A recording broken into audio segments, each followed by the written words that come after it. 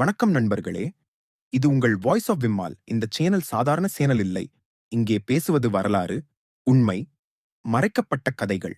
World war 1 முடிந்ததும் Germany treaty of வெர்சாய்ல் என்ற ஒப்பந்தத்தில் கையெழுத்திட்டது. அந்த ஒப்பந்தம் ஜெர்மனியை மிகவும் தண்டித்தது. பெரிய அளவில் பணம் செலுத்த வேண்டும். நிலப்பரப்பு இழந்தது.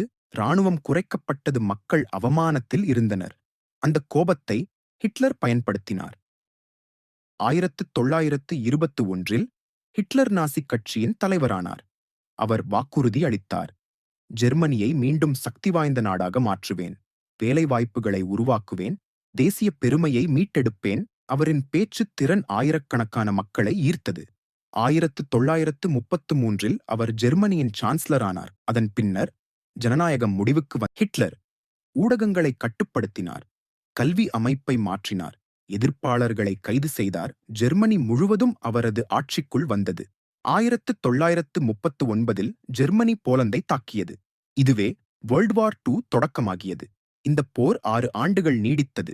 70 மில்லியனுக்கும் மேற்பட்ட மக்கள் உயிரிழந்தனர். அவரது ஆட்சியில் ஹோலோகாஸ்ட் நடந்தது.